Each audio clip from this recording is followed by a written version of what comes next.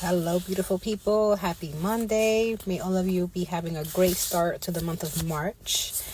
I wanted to come on here just to check in, a monthly checking.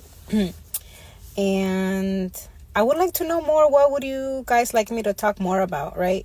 I've been doing my best to share more of my spiritual journey, my faith journey. I know that looks different to everyone, and therefore I am, open-minded to, talking about different ways one can pursue their spirituality, right? However, I will still be speaking on my own personal experiences in hopes that it will reach somebody. I know that it will always reach at least one person, and that's why I do it for. However, and so, I just want to reach as many people as I can, women as I can. And as I mentioned earlier in the year, that I wanted to focus more on the spiritual journey and aspect, because I have touched on the emotional, the physical, the mental side of healing. And since I do believe in a holistic approach, we gotta tend to all sides, right? And so I'm in the time of my life where my spirituality is my focus right now, and that happens to be with God, the Almighty, the Source, the One. And so far, God has always been with me, right? But since I've got reconciliated with God, I have seen His true wonders and witnessed His true wonders, and that what has led me to keep talking. And I don't know about any of y'all, but for me, I used to believe that God was punishing me, right?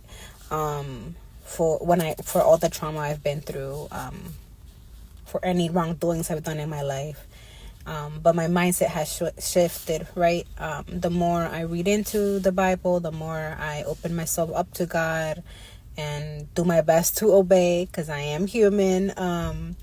I have seen that God He's not one to punish, right? He's not a God of suffering, right? He wants you to live. He wants you to experience joy, love, life in itself, right? And so that's where my mindset has been. And I've realized that the closer I get to Him, the more attacks I will get, right? But I don't see that as a bad thing.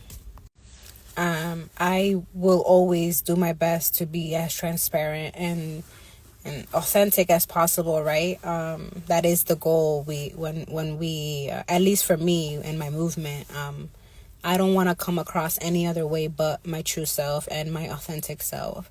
And so my journey with God has been one where I've had to surrender.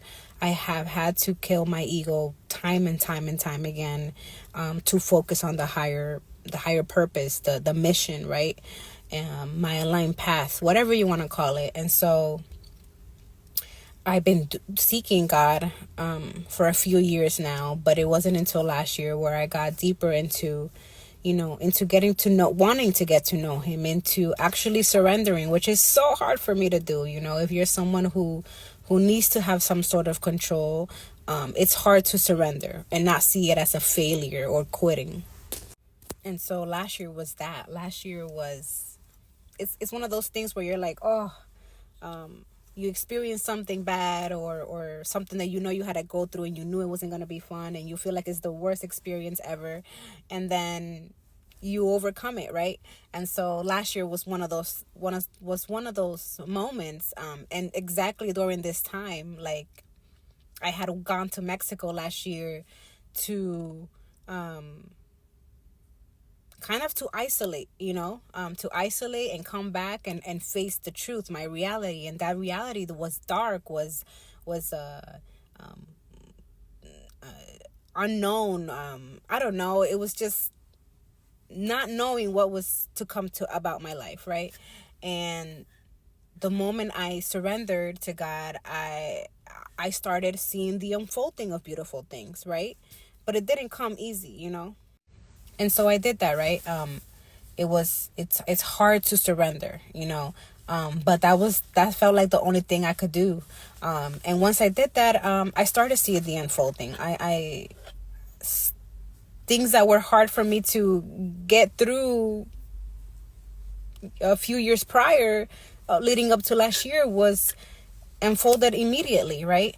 And there's still things that I'm working on to change and to be blessed with, right? But a lot of the healing from last year was literally killing my ego, killing the darkness that was still attached to me and chasing me to stay with, right? And I don't know, I just kind of had like an aha moment from like the fact that it's March and I'm different from where I was last year. And a lot of that growth came from focusing on myself, right? I didn't realize how badly I wanted to take care of somebody to avoid focusing on myself. And that may sound crazy, but those who get it will get it, right? Especially if you grew up taking care of others, always putting others first. And I'm not saying this from a selfless pity point of view either. Selfless is good to be selfless, but to a certain point, right? Not to the point where you forget about yourself. And I don't say it from a pity point of view, like poor me, because that's something that I talked to my therapist about, where I'm like, I feel like a part of me, like for me to enjoy life, is to care for others. However, I also am aware that I need to take care of me, and that's where the challenging part is. And so I felt like a lot of that growth was to focus on myself. The challenge was, hey, no more excuses, right? I basically took away every excuse possible for me to not to stop avoiding focusing on myself, right? Because I also believe, right, like, how can we take care of a whole village if that's what we like to do, if we're literally on the brink of a breakdown or of disappearing ourselves, right? So there has to be a balance, is at least to people who are like how I describe myself, right? And so instead, I could have easily been like, God is punishing me because he took everything away from me. And I did feel like that in the very beginning.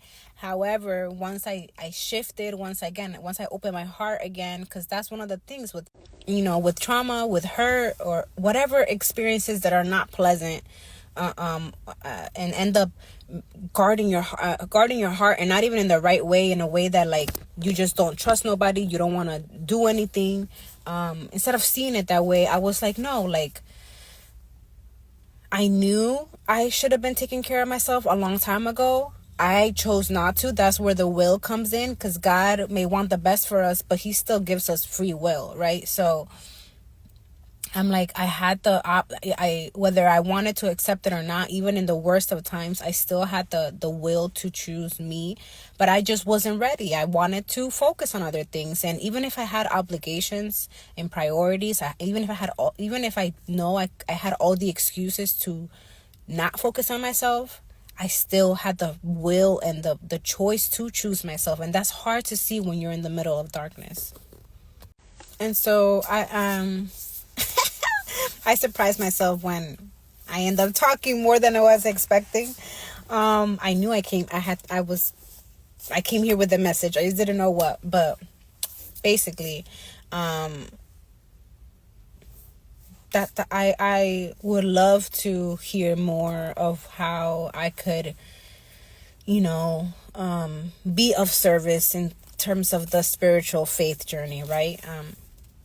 I'm learning that you don't have to be in the game for years, decades to speak of God, right? God, we are all God's children, and God, part of our mission, a big part of our mission is to spread his word, right?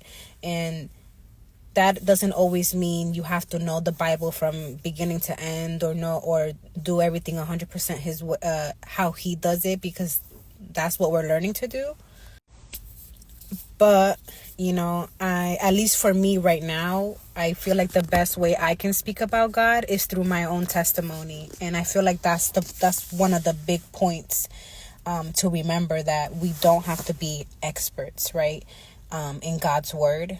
We just have to come as we are. And coming as we are is being our vulnerable, true selves. It's sharing those dark experiences that intimidate even ourselves. And even though we lived it, it still intimidates us. But it is to speak up and share that testimony, share what we've been through. Because I guarantee you, there is someone out there that can say, I literally felt the same thing as you. Maybe our experiences or the way we experience it is different, but the feeling, it's mutual, right? And so that's what this movement is about at the end of the day, to speak up, to reclaim our voices, to share our testimonies.